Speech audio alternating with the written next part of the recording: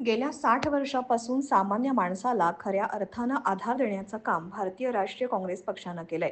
शेतकऱ्यांच्या कर्जमाफीपासून बिनव्याजी कर्जफेड, शेतीसाठी आवश्यक सर्व योजना उपलब्ध करून देण्यापर्यंत सर्व स्तरावर काँग्रेसनं शेतकऱ्यांना आधार दिलाय.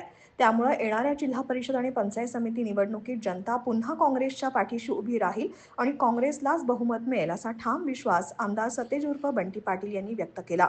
ते गुडाळ इथं आयोजित काँग्रेस पक्षाच्या कार्यकर्ता मेळाव्यात बोलत होते. आगामी जिल्हा परिषद आणि पंचायत समिती निवडणुकीच्या अनुषंगानं राधानगरी तालुक्यातील गुडाळ इथं काँग्रेस कार्यकर्त्यांचा मेळावा संपन्न झाला. या कार्यक्रमाचे अध्यक्ष खासदार श्रीमंत शाहू छत्रपती महाराज होते. यावेळी आमदार सतेज पाटील म्हणाले, या निवडणुकीत काही ठिकाणी आम्ही स्वबळावर तर काही ठिकाणी महाविकास आघाडीच्या माध्यमातून लढणार आहोत. गेल्या 60 वर्षांमध्ये सामान्य माणसाला आधार देण्याचं काम हे फक्त काँग्रेस पक्षाने या ठिकाणी केले.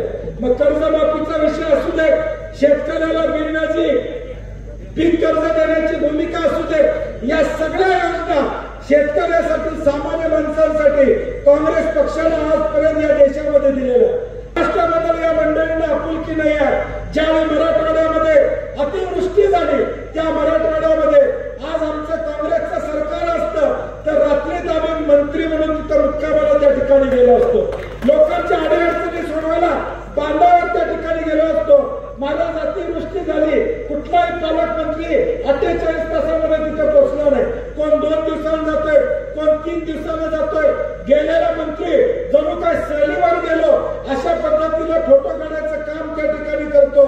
लोकांचं दुःख, लोकांचे अश्रू पुसण्याचं काम भाजपच्या मंडळी काँग्रेस पक्ष जिवंत ठेवण्याचं काम केलंय. मेळाव्यात कार्यकर्त्यांनी दाखवलेली उपस्थिती हाच विजय असल्याचं त्यांनी सांगितलं. तर सध्याच्या राज्य सरकारवर टीकास्त्र सोडलं. मेळाव्यात खासदार श्रीमंत शाहू छत्रपती महाराज, बोकुचे संचालक अभिजित तायशेटे, हिंदूराव चौगले, आर.के. मोरे, सत्यजित जाधव यांची भाषणं झालीत. मेळाव्याला गुडाळेश्वर पतसंस्थेचे चेअरमन ए.डी. पाटील, वैभव तहसीलदार सुप्रिया साळोखे, सुशील पाटील कौलवकर, राहुल देसाई, रणधीर मोरे, सुनील चौगले, सदाशिव चरापले, पांडुरंग भांदिगरे, नितीन पाटील, दिगंबर येरुळकर, त्याचबरोबर तालुक्यातील काँग्रेस पदाधिकारी, कार्यकर्ते, नागरिक मोठ्या संख्येनं उपस्थित होते.